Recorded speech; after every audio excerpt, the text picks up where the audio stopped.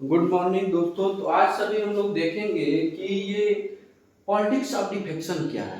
ये politics of defection जो दल बदल की राजनीति है वो है क्या। तो हम लोग सबसे पहले देखें कि ये डिफेक्शन क्या है। डिफेक्शन का मतलब क्या है। जब elected people when elected people won the election on the symbol of BJP political party, after the won the election they give up the BJP party or symbol of BJP party and join Congress party or another any party is called defection. मतलब ये हो गया कि कोई भी जो जीता हुआ कैंडिडेट है, एमपी है, एमएलए है या कोई भी सदस्य जो किसी सिंगल पार्टी के चुनाव चिन्ह पे सिंगल पार्टी के तरफ से चुनाव को लड़ता है और जीत जाता है, और जीत जाने के बाद ये क्या करता है, दूसरी पार्टी में चला जाता है, उसको सपोर्ट कर देता है। तो इसे ही हम लोग दल बदल कहते हैं। वो अपना दल बदल देता है, वो अपना जैसे समझ लिया जाए कि वो टीम बदल देता है, दूसरी टीम में चला जाता है। जीतता तो है दूसरी टीम से, लेकिन वो जीतने के बाद वो दूसरी पार्टी या दूसरी टीम में चला जाता है। उसे हम लोग डिफेक्शन कहते हैं, ठीक, दल बदल कहते हैं, ठीक। तो ये दल बदल की राजनीति यही है कि जो जीते हुए मेंबर हैं वो दूसरे में चले जाते हैं, दूसरे पार्टी में चले जाते हैं जीत के। इसे हम लोग दल बदल की राजनीति कहते हैं, ठीक। तो अब ये देखेंगे कि ये प्रारंभ कैसे होता है, कब होता है, क्योंकि जो डिफेक्शन है, दल बदल की राजनीति है, अपन पूरे भारत में ये कब से आरंभ होता है। तो हम लोग देखेंगे कि 1967 में जो इलेक्शन होता है उसमें कांग्रेस 7 स्टेट में लॉस्ट देयर गवर्नमेंट। जो कांग्रेस है 1967 में जो इलेक्शन होता है उसमें 7 राज्यों में चुनाव हार जाती है, वहां मेजॉरिटी नहीं बना पाती है, वहां गवर्नमेंट नहीं बना पाती है। तो जो इससे पहले जो 1967 से पहले है वो डोमिनेंस किसका है, कांग्रेस का। डोमिनेंस उसके पहले जो है कांग्रेस का है, सिंगल पार्टी का है। कब तक, 1967 तक, ठीक। अब लेकिन 1960 में कांग्रेस जो है पहली बार ये 7 राज्यों में चुनाव हार जाती है। उसके बाद ये डिफेक्शन सिस्टम, लगभग दल बदल की राजनीति स्टेब्लिश होती है, ठीक।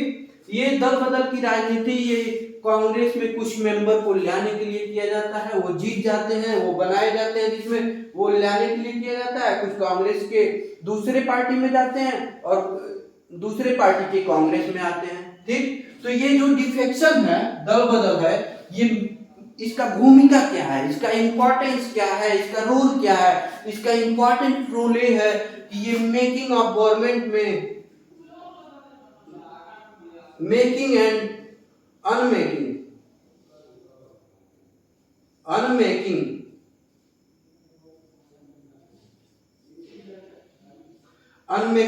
अनमेकिंग में गवर्नमेंट को बनाने में और गवर्नमेंट को हटाने में इनका बहुत ही बड़ा योगदान होता है, क्योंकि ये गवर्नमेंट को बनाते हैं और ये गवर्नमेंट को बिगाड़ते भी हैं।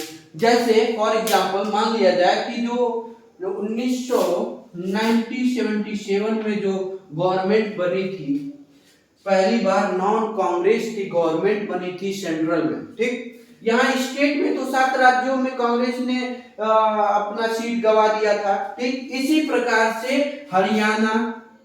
हरियाणा में, यूपी में और एमपी में भी इन्होंने सीट गवा दिया था डिफेक्शन के माध्यम से। कांग्रेस ने इस तीनों राज्यों में तो जीता था, ठीक। स्टेट इलेक्शन का, असेंबली इलेक्शन का इन्होंने चुनाव जीता था, लेकिन डिफेक्शन की वजह से जो जीते हुए कांग्रेस के मेंबर थे वो किसी और पार्टी में चले गए थे इन 3 राज्यों में। इसकी वजह से कांग्रेस वहां से, हरियाणा से, यूपी से और मध्य प्रदेश से कांग्रेस का जो वहां का मेजॉरिटी था वो खो दिया। इलेक्शन जीतने के बावजूद, उन्होंने मेजॉरिटी पाने के बावजूद डिफेक्शन की वजह से, दल बदल की राजनीति की वजह से कांग्रेस ने इस 3 राज्यों में अपना गवर्नमेंट खो दिया, मेजॉरिटी फेस नहीं कर पाई, क्योंकि कुछ संख्या में यहाँ के जो मेंबर थे वो दूसरे पार्टी में चले गए और वहां से कांग्रेस मेजॉरिटी खो दी और उस 3 राज्यों से अपना गवर्नमेंट भी खो दिया।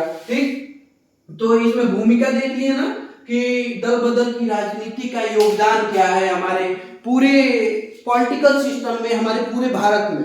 कांग्रेस डिफेक्शन की ही वजह से ये क्या 3 राज्यों में अपना गवर्नमेंट खो देती है। ठीक, इलेक्शन जीतने के बावजूद। ठीक, इसका मतलब सिर्फ इतना था, डिफेक्शन का मतलब कि जो भी जीते हुए कैंडिडेट हैं किसी भी एक सिंगल पार्टी की तरफ से, जैसे यहाँ हरियाणा और यूपी में और हमारे एमपी में हुआ, मध्य प्रदेश में हुआ कि जो जीते हुए मेंबर थे कांग्रेस के, वो जीतने के बावजूद उस कांग्रेस पार्टी को छोड़ के दूसरे पार्टी में जाके ऐड हो गए और यहाँ पे कांग्रेस अपना मेजॉरिटी बहुमत नहीं पेश कर पाई, बहुमत नहीं प्रस्तुत कर पाई, जिसके कारण वहां का गवर्नमेंट उसको छोड़ना पड़ा। ठीक, वहां का रूलिंग उनको छोड़ना पड़ा। ठीक, तो इसीलिए डिफेक्शन का इसमें बहुत बड़ा योगदान होता है गवर्नमेंट को बनाने में और इसको हटाने में। ठीक, क्योंकि यहाँ बनाई गई थी हरियाणा और यूपी और मध्य प्रदेश में गवर्नमेंट का कांग्रेस की गवर्नमेंट, लेकिन डिफेक्शन की वजह से यहाँ ये हटा दी गई कांग्रेस की गवर्नमेंट जीतने के बावजूद। ठीक, तो हम लोग देख लिए कि इसकी भूमिका क्या है। ठीक, इसका योगदान क्या है डिफेक्शन का। ठीक, तो हम लोग देखेंगे कि 1967 में जब 7 राज्यों में चुनाव हार जाती है कांग्रेस, तो ये डिफेक्शन का लगभग शुरुआत होता है। उससे पहले क्यों नहीं होता है? क्योंकि सिंगल पार्टी डोमिनेंस था, वो कांग्रेस का था। ठीक, कोई और पार्टी नहीं थी कि जो मेंबर हो वो किसी और पार्टी में जाए। ठीक, लगभग सिंगल पार्टी था। लेकिन जो जनरल इलेक्शन होता है, लोकसभा का इलेक्शन होता है 1977 में, उसमें ये पहली बार नॉन कांग्रेस का गवर्नमेंट बनता है। कहां पे? सेंट्रल लेवल पे नॉन कांग्रेस का गवर्नमेंट बनता है सेंट्रल लेवल पे। ये फर्स्ट टाइम है जो गवर्नमेंट किसका बनता है, नॉन कांग्रेस का हिस्ट्री में सबसे पहली बार पूरे देश में जो केंद्र में सरकार बनती है, जो जनरल इलेक्शन में चुनाव में नॉन कांग्रेस की जीत होती है और वो मोरारजी देसाई बनते हैं प्राइम मिनिस्टर। ठीक, फिर लेकिन अब यहाँ डिफेक्शन का योगदान देखें हम लोग सेंट्रल लेवल पे, जनरल इलेक्शन के लेवल पे। ठीक, यहाँ ये होता है 1979 में जो चौधरी चरण सिंह होते हैं, चौधरी चरण सिंह, वो अपना जो सीट होती है, उनके जो सहयोगी होते हैं, उस सहयोगी को लेकर इस जो जनता पार्टी की गवर्नमेंट बनती है इस समय 1977 में, उस पार्टी में से ये अपना भागीदारी हटा लेते हैं, ये उस पार्टी से निकल जाते हैं, अपने दोस्तों को लेके या अपने टीम को लेके निकल जाते हैं, जिसकी वजह से जनता पार्टी अपना बहुमत मेजॉरिटी नहीं स्टेब्लिश कर पाती है, जिसकी वजह से 1979 में जो है ये फिर से ये जनता पार्टी का नॉन कांग्रेस गवर्नमेंट की जो गवर्नमेंट है वो हट जाती है। ठीक, तो इस प्रकार से हम लोग देखें कि डिफेक्शन का योगदान क्या है, कैसे है, क्यों नहीं है। ठीक, और कब से शुरू हुआ हम लोग देख चुके हैं। तो अब हम देखेंगे कि जो ये 67 एक इसमें एक छोटा सा एक आता है गयालाल, ये गयालाल हैं। 1967 में एक गयालाल होते हैं, डिफेक्शन वाले में दल बदल की राजनीति में इनका एक बहुत बड़ा योगदान है। इन्हीं के ऊपर एक लगभग एक कार्टून टाइप का बनता है और एक बोला जाता है आया राम गया राम, आया राम और गया राम, इन्हीं को बोला जाए। गया राम कौन है? गयालाल है कौन? एमएलए हैं। एमएलए हैं, किसके एमएलए हैं? ये कांग्रेस के हैं, कांग्रेस के एमएलए हैं। कहां के एमएलए हैं? ये हैं हरियाणा के, हरियाणा के एमएलए हैं गयालाल। ठीक। 1967 में ये हरियाणा के एमएलए हैं गयालाल, कांग्रेस पार्टी की तरफ से। ठीक। एक दिन में गयालाल जी जो हैं, एक दिन में one day, with in one day, 3 time they change the party, they change the political party with in one day. इन्होंने एक दिन के अंदर लगभग 3 बार दल बदला, 3 बार पॉलिटिकल पार्टी बदली, जिसकी वजह से इनको कहा गया आया राम गया राम। ये कहा गया किसके द्वारा? एक राव वीरेंद्र सिंह,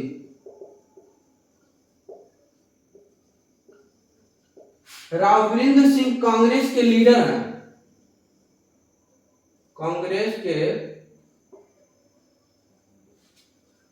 के लीडर है। उन्होंने जब ये जो आयालाल हैं, गयालाल जो हैं, गयालाल वो पहली बार जाते हैं एक ही दिन में, कांग्रेस को छोड़ के जाते हैं, देखते जाइए, कांग्रेस को छोड़ के जाते हैं यूनाइटेड फ्रंट में, फ्रंट में उसके उसी दिन वो आते हैं फिर कांग्रेस में, यूनाइटेड फ्रंट से फिर कांग्रेस में आते हैं, और फिर 9 घंटे बाद ये फिर यूनाइटेड फ्रंट में जाते हैं।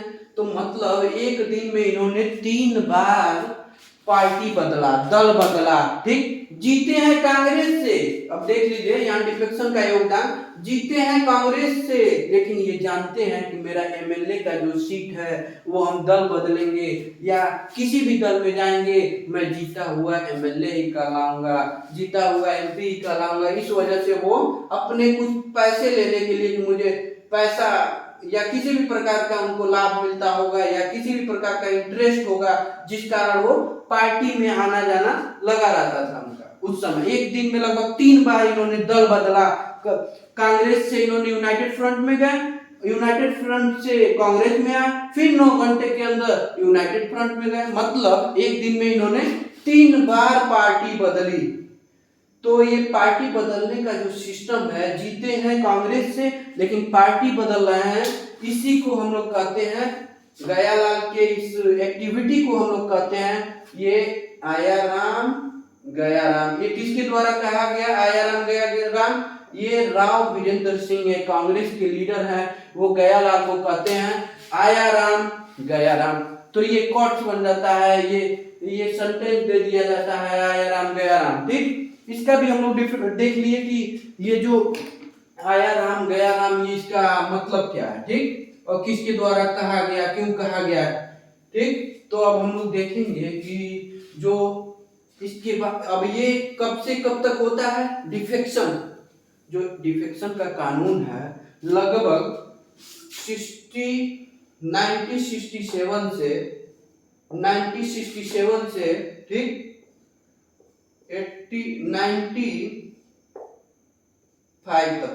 95 तक होता है। ठीक। इस बीच में डिफेक्शन सिस्टम चलता है, डिफेक्शन लॉ चलता है, मतलब दल बदलते रहते हैं लोग। ठीक।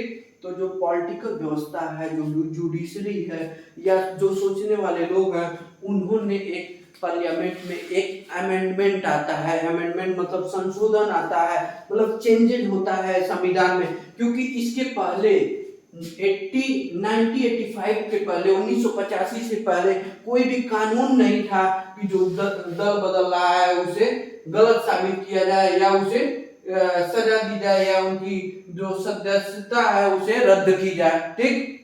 तो जो अमेंडमेंट एक 1985 में एक अमेंडमेंट होता है, अमेंडमेंट मतलब संशोधन, अमेंडमेंट एक अमेंडमेंट होता है। वो कौन सा अमेंडमेंट होता है? 52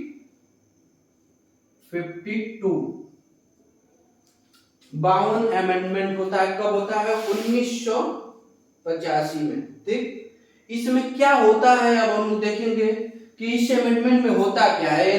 राजीव गांधी जी के समय में होता है, राजीव गांधी जी का, गांधी जी की गवर्नमेंट होती है उस समय एक अमेंडमेंट होता है। और इसमें क्या होता है? 10th शेड्यूल जोड़ दिया जाता है।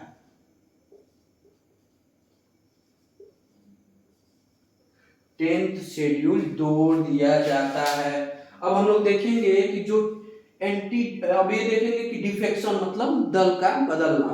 अब देखेंगे ये 1967 मतलब 1967 से लेके 1985 तक 1985 तक ये डिफेक्शन सिस्टम चल रहा है। मतलब कोई भी दल बदल ले रहा है, किसी प्रकार का कानून नहीं है कि उनको रोका जाए, क्योंकि चुनाव उन्होंने एक पार्टी के चुनाव चिन्ह पे लड़ा। जैसे मान लीजिए ये कमल है, ठीक,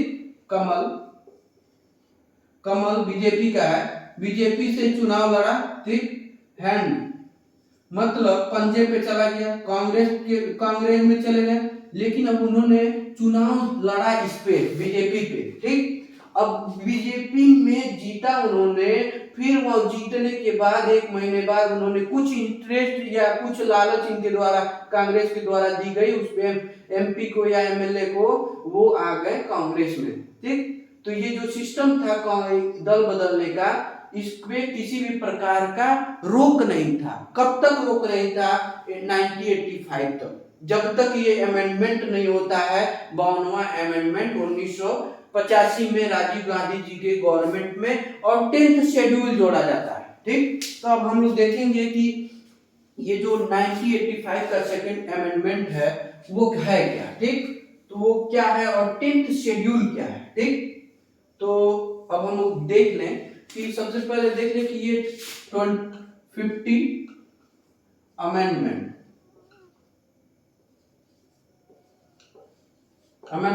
कब होता है? ये संशोधन होता है संविधान में, 52वां संशोधन, ये कब होता है आपका? 1985 में, ठीक। किसके द्वारा? राजीव गांधी की सरकार होती है, ठीक। अब इसमें 10th शेड्यूल जोड़ा जाता है। इस अमेंडमेंट में होता क्या है? 10th शेड्यूल, ठीक। अब 10th शेड्यूल है क्या? 10वां, तो ये है क्या? 10th शेड्यूल जो इस अमेंडमेंट में जोड़ा जाता है, ये है क्या, ठीक। तो इसे हम लोग देखेंगे कि डिस्क्वालिफिकेशन, ये मतलब डिस्क्वालिफिकेशन, देखिए है क्या? एक प्रोविजन जो होता है, एक प्रावधान जो होता है डिस्क्वालिफिकेशन,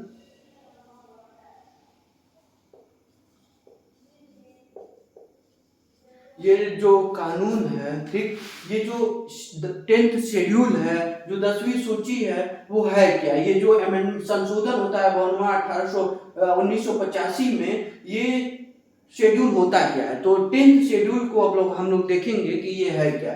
तो ये disqualification on the ground of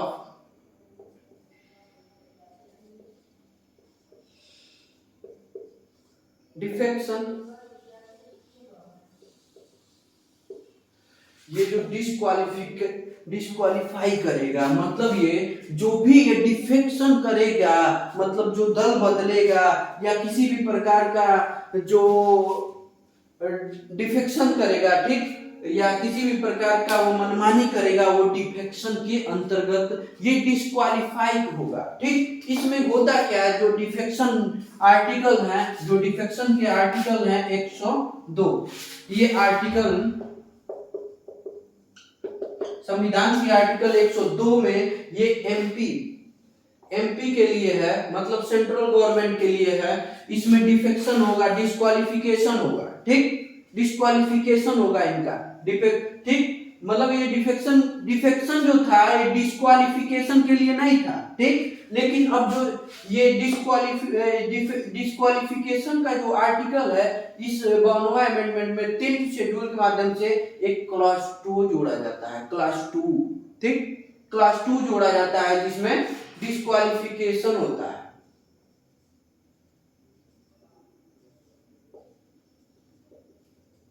disqualification होता है किसका? एमपी का, ठीक। मतलब member of Rajya Sabha, member of Lok Sabha की अगर कोई भी दल बदल रहे हैं, ठीक, जीतते किसी और पार्टी से और किसी और पार्टी में चले जाते हैं, तो जो एक क्लास 2 है, इस क्लास 2 को जोड़ा जाता है, ठीक। डिस्क्वालिफिकेशन ये जो दल बदल की जो प्रक्रिया है या डिफेक्शन जो है, उसको डिस्क्वालिफिकेशन में नहीं लिया गया था, ठीक। मतलब उनको असदस्य बनाने के लिए, मतलब सदस्यता हटाने के लिए उसको नहीं माना जा रहा था कि जो डिफेक्शन है, दल बदल है प्रक्रिया, उसको उसके वजह से हम लोग सदस्यता उनकी रद्द कर दे। इससे पहले नहीं होता था कि उनकी सदस्यता रद्द कर दे अगर वो दल बदल कर रहे हैं। ठीक, एक पार्टी को छोड़ के दूसरी पार्टी को ज्वाइन कर रहे हैं, एक पार्टी से जीत के दूसरी पार्टी में जा रहे हैं, ठीक, तो उनको सदस्य ही रहना पड़ता था, उनको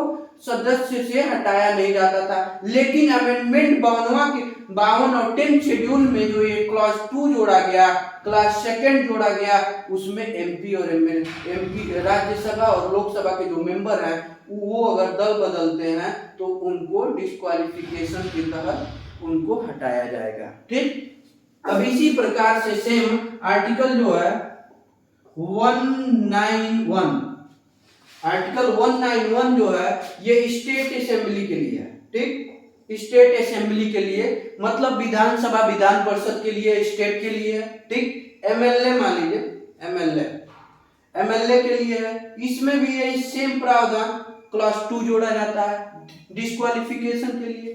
ठीक, डिस्क्वालिफिकेशन के लिए मतलब ये जो सदस्य हैं अगर दल बदलते हैं तो इनको किसके डिफेक्शन अगर करते हैं ये तो ये हटा दिए जाएंगे। ठीक, अब इसको देखिए यहाँ पे एंटी डिफेक्शन भी कहा जाएगा। जो 10th शेड्यूल है या 52वां अमेंडमेंट है उसकी तरह एक लॉ बनता है एंटी डिफेक्शन एक्ट और लॉ, तो यही है एंटी डिफेक्शन लॉ। क्योंकि जो एंटी डिफेक्शन लॉ का मतलब है जो दल बदल रहा है उसके खिलाफ उसको रोक किया जाए, उसके विरोध में जो कानून है वो कानून क्या है। इसके पहले कोई एंटी डिफेक्शन लॉ की कानून नहीं थी, डिफेक्शन दल बदल को रोकने के लिए कोई भी प्रावधान नहीं था संविधान में। संवैधानिक रूप से इसको जो दल बदल का कानून है, जो दल बदल की प्रक्रिया है जो 1967 से लेके 1985 तक चली आ रही थी, ये संविधान के माध्यम से किसी प्रकार का रोक नहीं था। ठीक, तो जब 52 अमेंडमेंट आता है 1985 में राजीव गांधी जी के गवर्नमेंट में और 10th शेड्यूल जोड़ा जाता है। ठीक, ये 10th शेड्यूल होता क्या है, disqualification on ground on defection, defection के ग्राउंड पे हम लोग डिस्क्वालिफाइड करेंगे मेंबरों को, मतलब उनकी सदस्यता को हटाएंगे अगर दल बदल कोई कर रहा है। उस मुद्दे को लेके हम लोग उस टॉपिक को लेके हम लोग उसकी सदस्यता रद्द कर देंगे अगर वो मेंबर दल बदल कर रहा है। ठीक, जीत के दूसरे पार्टी में जा रहा है तो। ठीक, तो ये कानून बना, समझ गए हम लोग। तो एंटी डिफेक्शन लॉ, ठीक, एंटी डिफेक्शन एक्ट मतलब जो डिफेक्शन है दल बदल को रोकथाम के लिए, रोकने के लिए यही जो सारे जो 52वां अमेंडमेंट है 1985 में ये जो क्लास 2 जोड़े जाते हैं, क्लास 2 जोड़े जाते हैं। ठीक, 102nd में एंड 191 में जो क्लास 2 जोड़े जाते हैं वो क्या है, डिस्क्वालिफिकेशन। ठीक, इनकी सदस्यता रद्द की जाएगी अगर वो दल बदलते हैं। ठीक, तो अब हम लोग समझ गया कि ये एंटी डिफेक्शन लॉ क्या है। ठीक, अब देखेंगे हम लोग डिफेक्शन मतलब अयोग्य, ठीक, डिस्क्वालिफिकेशन मतलब इनकी सदस्यता जो है मेंबर लोग की वो किसके कैसे हम लोग रद्द करें, क्या बेसिक चीजें हैं जिसके तहत हम लोग इनकी सदस्यता को रद्द करें। ठीक, अगर डिफेक्शन जो अगर देखिए कि जो डिस्क्वालिफिकेशन, ठीक, इस कानून के तहत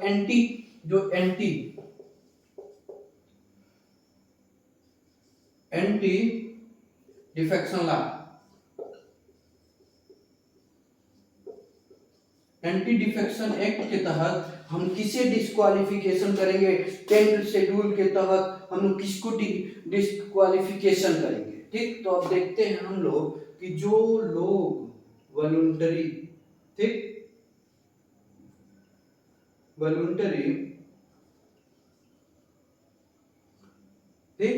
वॉलंटरी और जो वॉलंटरी मतलब अपनी स्वच्छता से, ठीक, अपनी स्वच्छता से किसी पार्टी को छोड़ के दूसरी पार्टी में जा रहे हैं, ठीक, वॉलंटरी, ठीक ठीक। अगर कोई लोग जो अपने मन से, ठीक, सेल्फली, ठीक, वॉलंटरी वो किसी पार्टी में जा रहे हैं, अपने मन से जा रहे हैं किसी पार्टी में, एक चुनाव से एक पार्टी से जीत के दूसरी पार्टी में चले जा रहे हैं, अपने मन से किसी पार्टी में चले जा रहे हैं, वो क्या कहलाएंगे?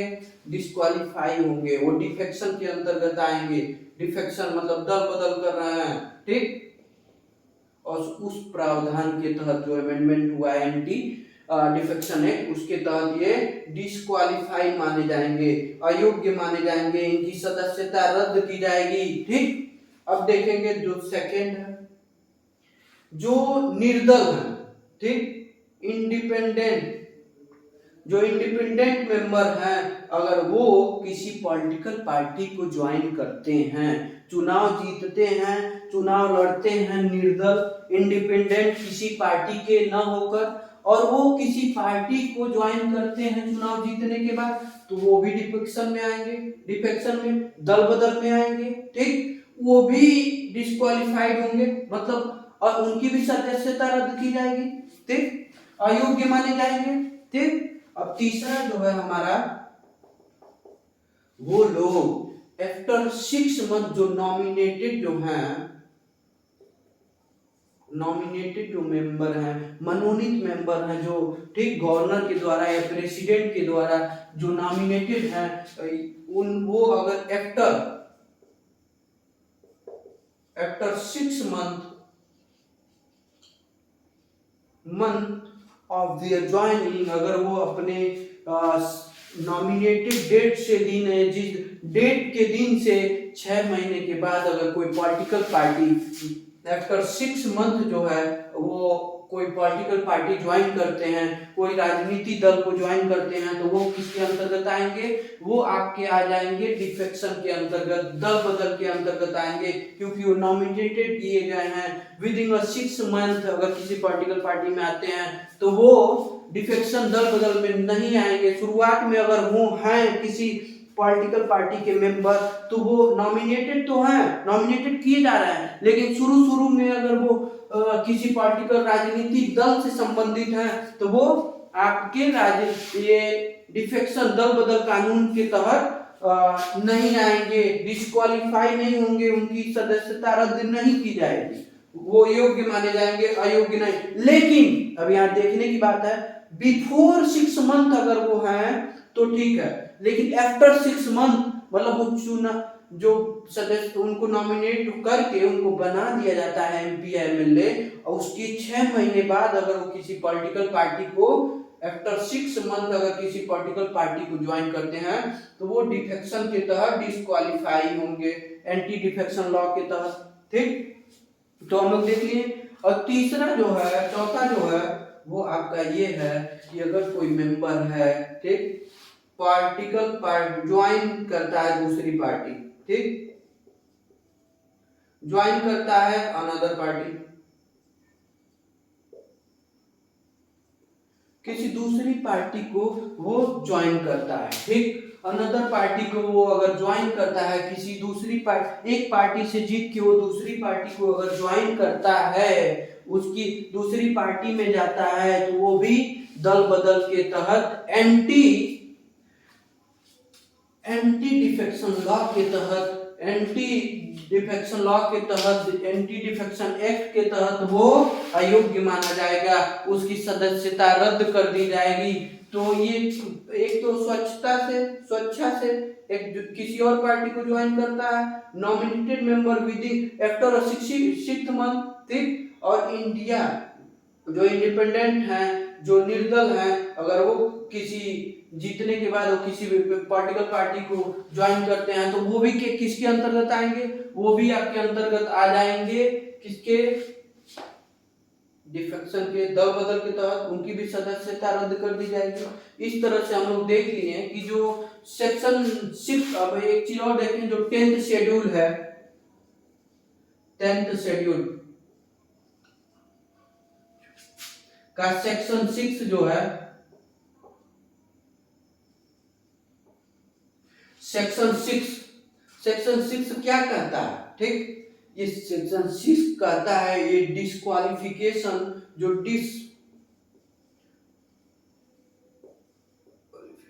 डिस्क्वालिफिकेशन है, जो जो अयोग्य बनाएगा वो कौन बनाएगा?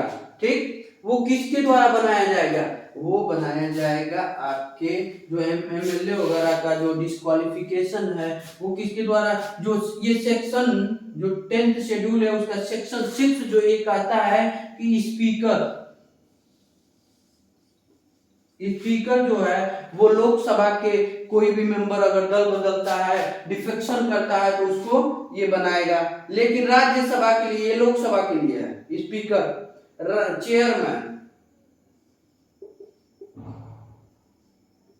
चेयरमैन राज्यसभा का कोई सदस्य अगर दल बदल रहा है, डिफेक्शन कर रहा है तो उसको ये डिस्क्वालीफाई करेगा। ठीक, अब इसी तरह सेम स्टेट में भी ये जो है विधानसभा के लिए स्पीकर होगा, चेयरमैन जो होगा विधान परिषद के लिए होगा। ठीक, ये लोग, इन्हीं लोगों का फाइनल डिसीजन होगा, उनको अयोग्य साबित करने में, उनका सदस्यता हटाने में, जो विधायक की सीट है, एमपी एमएलए की सीट है, उसको हटाने में ये फाइनल डिसीजन किसका होगा? ये स्पीकर का होगा। ठीक, चेयरमैन का होगा। ठीक, इस अलग से कोई भी प्रावधान नहीं है। ठीक, तो अब एक बात आती है कि जुडिशियल पावर कहाँ गया, न्यायपालिका की पावर कहाँ गई? ठीक, तो इसके तो क्या ये जो 9th शेड्यूल है वो ये भी कह देता है कि जो ये जो इंटरनल मामला है, जो डिस्क्वालिफिकेशन का मामला है, या सदस्यता लेने और देने की मामला है, या कौन अयोग्य है कौन योग्य है इसको निर्धारित करने का मामला है, वो जुडिशियल रिव्यू के तहत नहीं आएगा। जुडिशियल या जुडिक्शन नहीं इस पे कोई फैसला ले सकता है, जुडिशरी का इसमें इंटरवेंशन नहीं होगा। जैसे कि सुप्रीम कोर्ट या जुडिशरी का भी एक प्रावधान है कि वो जुडिशियल के अंदर कोई भी नियम बनाता है अपने जुडिशरी के लिए, तो वो उसके लिए पार्लियामेंट का कोई योगदान नहीं। ठीक, उसी प्रकार से पार्लियामेंट ने भी अपने को सर्वोच्च मानते हुए जो 10th शेड्यूल का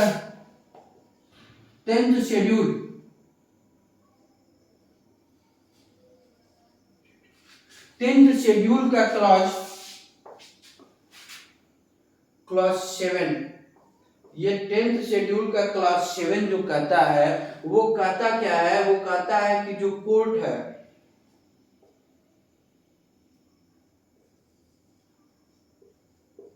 बार्ड है, मतलब कोर्ट या जुडिशरी,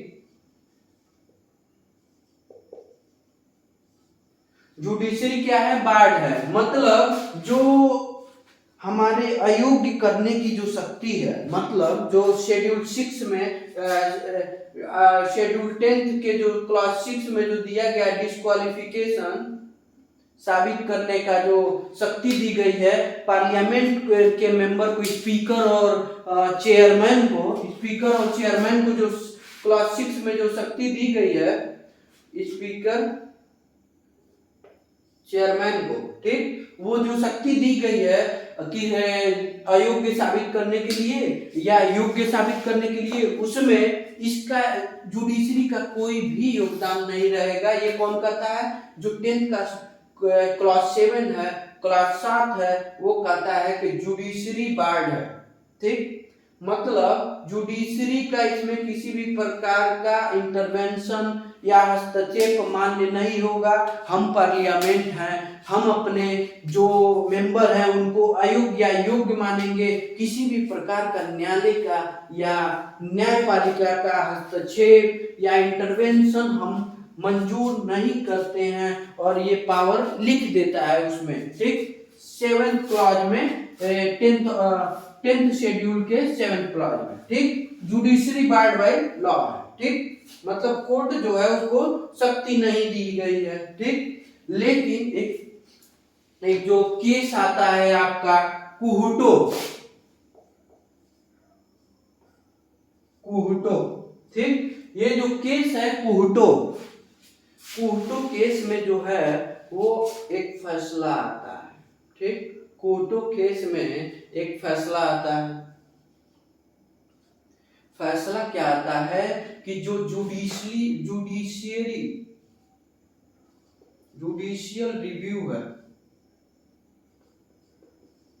रिव्यू वो किया जाएगा। किसमें किया जाएगा? अब देखिए एक चीज और हमने वहां जो करना था, अगर एक चीज और हम लोग भूल गए थे, अब हम लोग बता देते हैं। जो डिफेक्शन है, ठीक, डिफेक्शन दल बदल अयोग्य साबित करने के लिए जो वन मतलब स्प्लिट, ठीक, स्प्लिट, ये जो स्प्लिट होगा 1/3 अगर मेंबर हैं, अगर 1/3 मेंबर पार्टी छोड़ते हैं एक साथ, एक लोग छोड़ते हैं तो वो, दो लोग छोड़ते हैं तो वो क्या होंगे? अयोग्य साबित होंगे एंटी डिफेक्शन लॉ के तहत। लेकिन जो स्प्लिट मतलब 1/3 जो मेंबर हैं अगर वो छोड़ते हैं, 90 में से मान लिया जाए 30 मेंबर अगर पार्टी छोड़ के जाते हैं, ठीक, तो वो ये क्या होगा? ये डिस्क्वालीफाइड नहीं होगा, इनकी सदस्यता रद्द नहीं की जाएगी, ठीक। इसलिए एक 91 अमेंडमेंट होता है, कॉन्स्टिट्यूशनल अमेंडमेंट एक्ट 2003 में। ये कॉन्स्टिट्यूशनल अमेंडमेंट 2003 में होता है, ठीक। इसमें होता क्या है कि जो ये स्प्लिट है, मतलब ये कहते हैं लोग कि एक की जगह पे अगर एक जा रहा है तो वो गलत है, ठीक। जैसे मान लिया जाए कि कोई एक मर्डर कर रहा है तो वो गलत है, लेकिन अगर 30 मर्डर कर दे रहा है तो वो सही है। मतलब इस कानून के हिसाब से जो स्प्लिट है वो डिफेक्शन के तहत जो वो 10 शेड्यूल या ये सारी चीजें में जो डिस्क्वालिफिकेशन माना जा रहा था, जिस बेस पे उसमें जो स्प्लिट था, जैसे मान लीजिए 1/3 मेंबर अगर जाते हैं एक साथ तो उसे सही माना जाएगा, उसे गलत नहीं माना जाएगा, उसे अयोग्य नहीं माना जाएगा, उनकी सदस्यता रद्द नहीं की जाएगी। लेकिन एक जाता है, दो जाता है, तीन जाता है तो उनकी सदस्यता रद्द की जाएगी। तो जो अमेंडमेंट होता है उसमें जो स्प्लिट है, ठीक, जो अमेंडमेंट होता है उसमें जो स्प्लिट है वो उसको क्या कर दिया जाता है? स्प्लिट को मर्जर मतलब 2/3 कर दिया जाता है। अगर 2/3 किसी पार्टिकल पार्टी से किसी दो एक मतलब दो पार्टिकल पार्टी से 2/3 मतलब अगर 75 में से 50 लोग दो पार्टियों से जाते हैं, दोनों पार्टियों से मिलकर एक नई पार्टी का निर्माण कर लेते हैं, ये नई पार्टी की गवर्नमेंट बना लेते हैं, तो वो मान्य होगा। लेकिन जो ये 1/3 है ये मान्य नहीं होगा। ये स्प्लिट को हटा के क्या हो जाता है? मर्जर हो जाता है, ठीक। तो ये भी एक कब होता है? 103rd अमेंडमेंट जो होता है, क्योंकि स्प्लिट भी एक बहुत बड़ी समस्या थी। इसको सॉल्व करने के लिए 91 कॉन्स्टिट्यूशनल अमेंडमेंट 2003 में आता है, जो इसको 1/3 को 2/3 में बदल देता है और मर्जर कर देता है। मतलब ये किसी पार्टी को दोनों लोग मिलके मर्ज कर लेंगे, ठीक। तो हम लोग ये टॉपिक थी कुओटो केस। हम लोग देख लेते हैं कुओटो केस क्या था। कुओटो केस, जो कुओटो केस होता है उसमें जो न्यायालय का आदेश आता है, ऑर्डर आता है, ठीक, जुडिशियली रिव्यू होगा, ठीक। 10th शेड्यूल के जुडिशियल रिव्यू होगा, ठीक। 10th शेड्यूल 6 में स्पीकर एंड चेयरमैन डिसाइड करेंगे कि कौन अयोग्य है, कौन डिस्क्वालीफाई है, कौन अयोग्य नहीं है, किनकी सदस्यता रद्द की जाए, किनकी सदस्यता नहीं रद्द की जाए, दल बदल के बेस पे, ठीक, डिफेक्शन के बेस पे, ठीक। ये क्लॉज 6 के तहत इनको पावर दी गई है। स्पीकर को फाइनली पावर इनके पास है, ठीक, और चेयरमैन को, ठीक, ये रद्द करेंगे सदस्यता या अयोग्य साबित करेंगे, इनका फाइनल डिसीजन होगा। लेकिन जो 7th था, क्लॉज 7 था जो 10th शेड्यूल का, वो क्या था? बार्ड कोर्ट जो है, बार्ड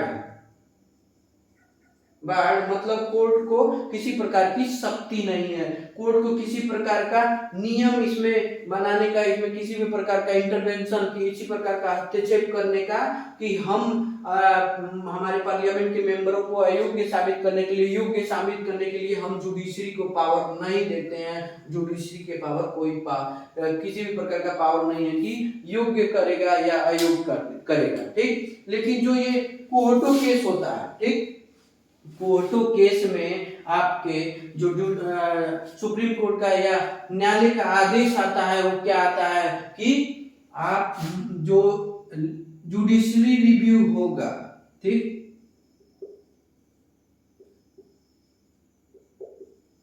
कोर्ट कहता है कि जो न्यायालय का जो रिव्यू है वो तो होगा, ठीक, जुडिशियल रिव्यू बिल्कुल होगा, क्योंकि जो कोर्टो केस में उन्होंने कह दिया जुडिशियल रिव्यू तो होगा, लेकिन आप स्पीकर के डिसीजन के बाद, स्पीकर का डिसीजन पहले होगा, ठीक, चेयरमैन का डिसीजन पहले होगा, वो अयोग्य साबित करेंगे या योग्य साबित करेंगे, उनको दिया जाएगा पावर, जो इनको हटाया नहीं जाएगा, जो 10th शेड्यूल है उसको हटाया नहीं जाएगा, ठीक, ये इनको पावर दी जा रही है, ठीक, किसको दी जा रही है, चेयरमैन और स्पीकर को पावर दी जा रही है, ठीक, कि वही डिसाइड करेंगे कि उनका मेंबर, पार्लियामेंट का मेंबर या किसी भी सदन का मेंबर अयोग्य है या योग्य है, दल बदल के एंटी डिफेक्शन लॉ के तहत, ठीक। लेकिन एक शर्त होगा कि आफ्टर, मतलब जो ये रिव्यू हो जाएगा, इन लोगों के द्वारा डिसीजन दे दिया जाएगा, ऑर्डर दे दिया जाएगा, योग्य या अयोग्य साबित कर दिया जाएगा, उसके बाद अगर किसी मेंबर को लगता है कि मेरे पक्ष में गलत निर्णय इन्होंने स्पीकर ने दिया है या चेयरमैन ने दिया है, मेरे साथ नाइंसाफी हुआ है, मेरे साथ न्याय नहीं मिला है, तब क्या होगा, जुडिशरी रिव्यू होगा। लास्ट में न्यायालय का, ठीक, रिव्यू होगा। ये भी उन्होंने कह दिया न्यायालय ने इस केस में, कोर्टो, ठीक, इस केस में। अब ये जो एक मिर्लवा मिल केस होता है, ठीक, मिर्लवा मिल केस, ठीक, उसमें कह देता है सुप्रीम कोर्ट, ठीक, सुप्रीम कोर्ट कि एक सारे मैटरों में, ठीक, जो भी मैटर हैं सारे चीजों में जुडिशियल रिव्यू होगा, ठीक, जुडिशियल रिव्यू होगा, ठीक। तो यहां से भी हम लोग देख ले कि जुडिशरी रिव्यू होगा। केशवानंद भारती केस जो है वो भी जो है वो कहता है बेसिक स्ट्रक्चर को नहीं छेड़ा जाएगा किसी भी प्रकार से। 1973 में जो केशवानंद भारती था वो भी कहता है कि उस केस में भी डिसीजन आता है वो माननीय सर्वोच्च न्यायालय का कि किसी प्रकार का बेसिक स्ट्रक्चर को नहीं छेड़ा जाएगा, ठीक। तो अब बेसिक, ये केशवानंद भारती का नाम क्यों हमने दिया, क्योंकि बेसिक स्ट्रक्चर को नहीं छेड़ा जाएगा। और जो जुडिशियल रिव्यू है, ठीक, जो न्यायालय का जो अवलोकन है या उनका रिव्यू है, वो किसके अंतर्गत आएगा, वो आपके अंतर्गत आ जाएगा बेसिक स्ट्रक्चर के, ठीक। इसलिए भी आपके 6 क्लॉज के तहत स्पीकर को शक्ति दी जाएगी कि वो अपने इंटरनल मामले, क्योंकि पार्लियामेंट का मेंबर है, अपने सदन का मेंबर है, तो वो उसे योग्य समझे या अयोग्य समझे। लेकिन जुडिशियल रिव्यू होगा, वो तब होगा, मतलब क्लॉज 7 को हटाया नहीं गया है कि कोर्ट बार्ड है, ठीक, लेकिन कोर्ट का इतना इंटरवेंशन जरूर होगा कि वो उसका अवलोकन करे, उसका निरीक्षण करे, ठीक। अगर किसी के साथ गलत हुआ है, किसी मेंबर को झूठ में कोई सदस्य उसकी सदस्यता ले लिया है, कोई स्पीकर या कोई चेयरमैन वो उसकी सदस्यता हटा दिया है, उसको अयोग्य बना दिया है, तो जुडिशियल रिव्यू के तहत उससे देखा जाएगा कि वो गलत है या सही है, उसको न्यायालय के द्वारा, ठीक। तो न्यायालय को ये शक्ति दी गई है, ठीक। तो हम लोग देख लिए कि क्या कौन सा लॉ है, क्यों है ये डिफेक्शन, हमारे भारत की पॉलिटिक्स में क्या सिस्टम चल रहा है। ठीक, अब कोई दल बदल रहा है तो उसके लिए एंटी डिफेक्शन लॉ होगा। ठीक, तो इस प्रकार से हम लोग समझ गए कि उनको अयोग्य साबित कर दिया। अब थोड़ा सा हम लोग शॉर्ट में समझ लें। ठीक, डिफेक्शन का मतलब दल बदलना, एक पार्टी से दूसरे पार्टी में जाना, एक पार्टी के चुनाव चिन्ह पे लड़ना, फिर जीतने के बाद किसी और पार्टी में हो जाना, उसको जीता देना।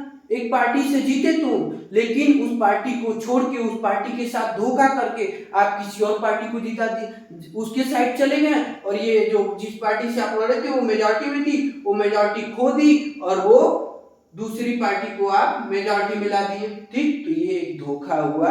ठीक, और आप ये भी एक शर्त आता है कि आप कोई बोल रहा है, आपकी पार्टी कह रही है कि आप इसको वोट दीजिए, आप नहीं वोट देते हैं तो भी आप डिफेक्शन के अंतर्गत आएंगे, दल बदल के अंतर्गत आएंगे। ठीक, इस प्रकार से जिस पार्टी की तरफ से हैं उस पार्टी के फेवर में रहना चाहिए, उसके सुपरविजन के तहत रहना चाहिए, वरना आप डिफेक्शन के अंतर्गत आएंगे। ठीक, अगर आप वोट नहीं देते हैं तो विद इन 50 दिन के अंदर, ठीक, 50 दिन के अंदर अगर किसी चीज पे आपने गलत निर्णय दिया है, असहमति जताई है या कुछ भी नहीं किया है, तो 50 दिन के अंदर अगर सॉरी आप बोलते हैं, उस अपने पार्टी से माफी मांगते हैं, ठीक, किसी भी प्रकार का गलती आपने किया है तो उस पर सॉरी मांगते हैं और वो पार्टी आपको आपकी सॉरी या आपका जो गलती है वो एक्सेप्ट करती है, आप उससे गलती मानते हैं तो आपको दोबारा वो आपको अयोग्य नहीं साबित करेगी। ठीक, तो इस प्रकार से हम देख लिए क्या डिफेक्शन मतलब समझ में आप लोग कि दल का बदलना, मतलब हम हैं अगर एमपी हैं या एमएलए हैं, हम एक बीजेपी से लड़े,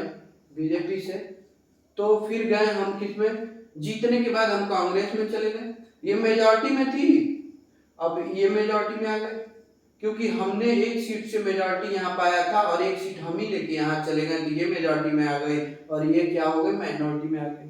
ठीक, इस प्रकार से हम लोग समझे कि दल बदल का क्या होता है, गवर्नमेंट को बनाने में, बिगाड़ने में इसका बहुत बड़ा योगदान होता है। ठीक, डिफेक्शन का तो ये कब से शुरू है, 1967 से लेके 1985 तक, 85 में खत्म हो जाता है क्योंकि 1985 में एंटी डिफेक्शन लॉ बन जाता है। ठीक, दल बदल को रोकथाम के लिए कानून बनाया जाता है, अमेंडमेंट 52वां अमेंडमेंट के तहत।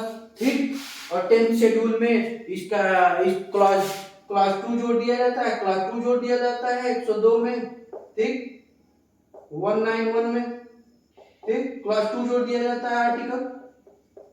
ठीक, इसके अब हम लोग समझ गए कि अब एंटी डिफेक्शन लॉ मतलब वही था कि जो डिफेक्शन करते हैं, ठीक, जो दल बदलते हैं, उनके खिलाफ कोई उसके रोकथाम के लिए कोई कानून बना जाए, वही कानून था एंटी डिफेक्शन लॉ। ठीक, तो हम लोग समझ गए कि ये भारत के पॉलिटिक्स में ये कब से क्या डिफेक्शन, जो पॉलिटिक्स ऑफ डिफेक्शन है, दल बदल की राजनीति है, वो क्या है। ठीक, अब एक बात है कि Bhimrao Ambedkar, doctor B.R.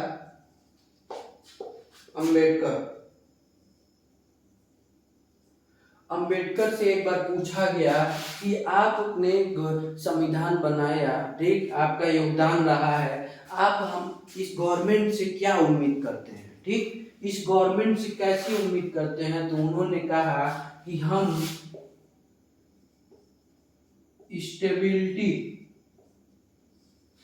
Stability of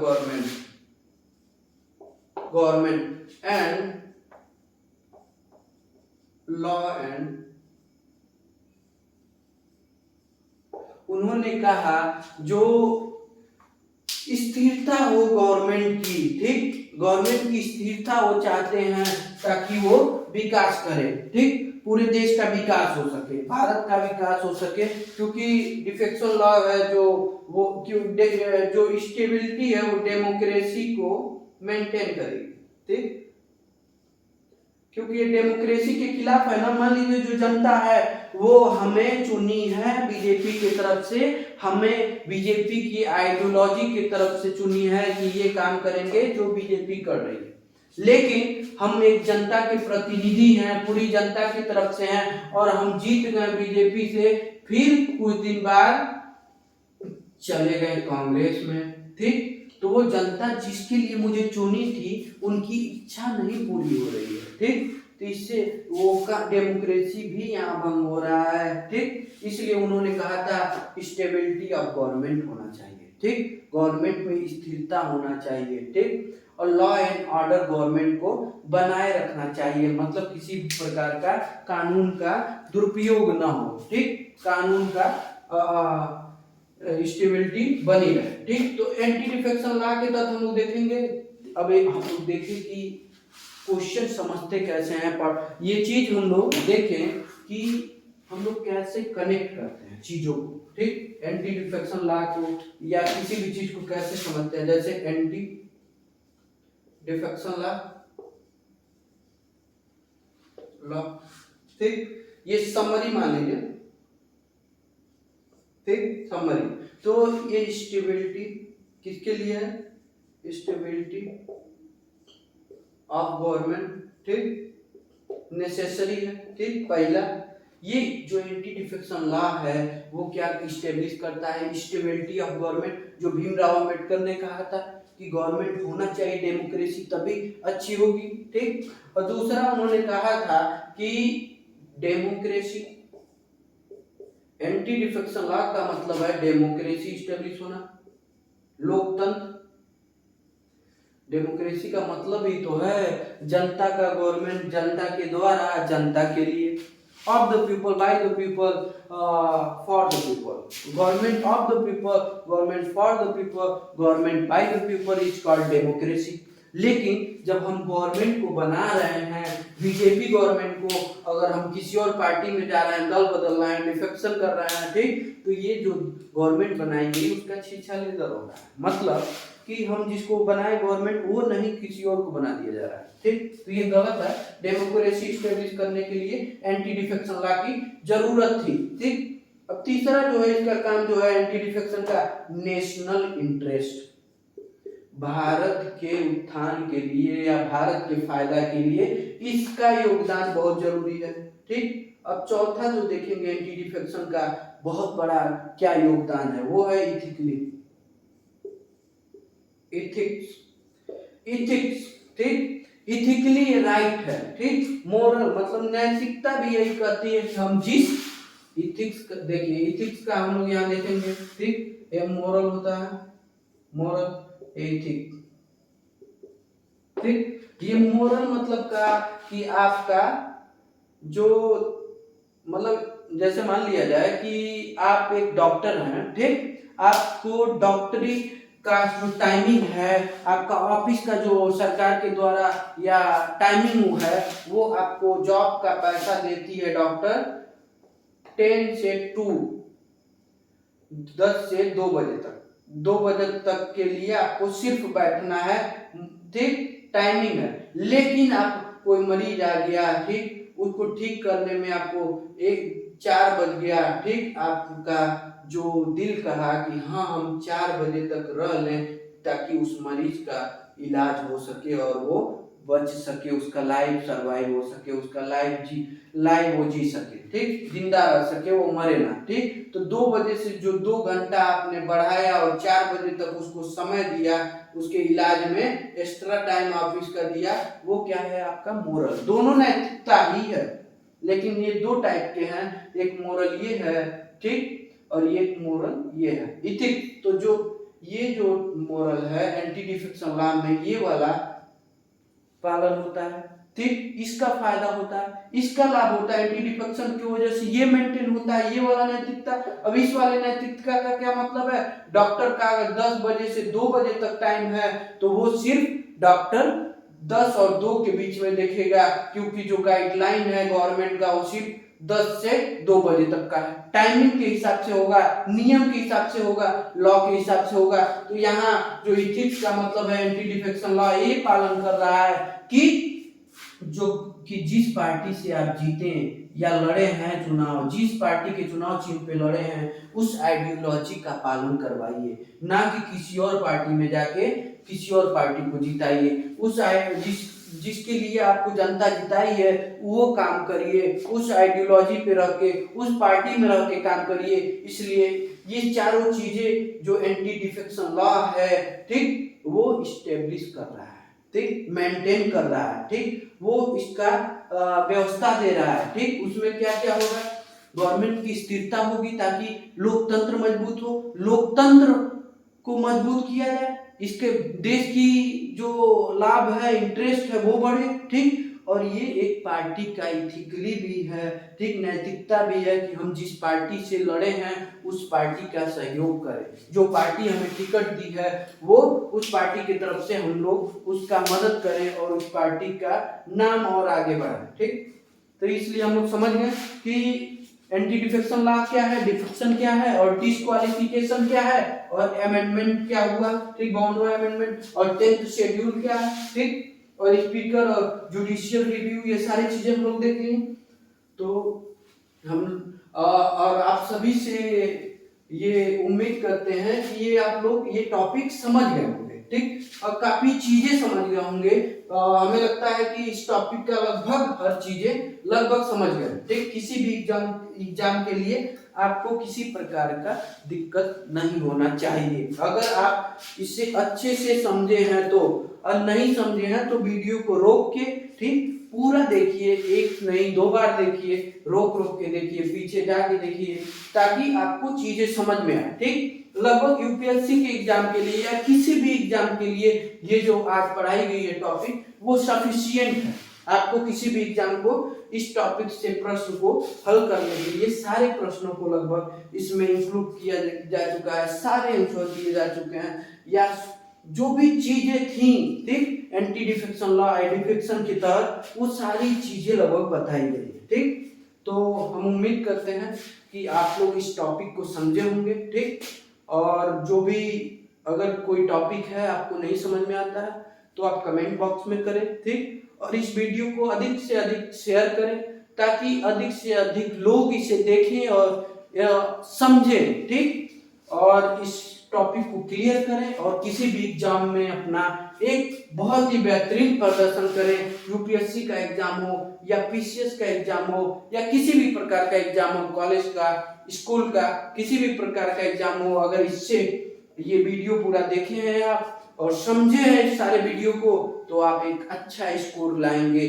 बेहतरीन उम्मीद करता हूं कि आप हमारे वीडियो से लाएंगे, ठीक। तो thank you, have a nice day.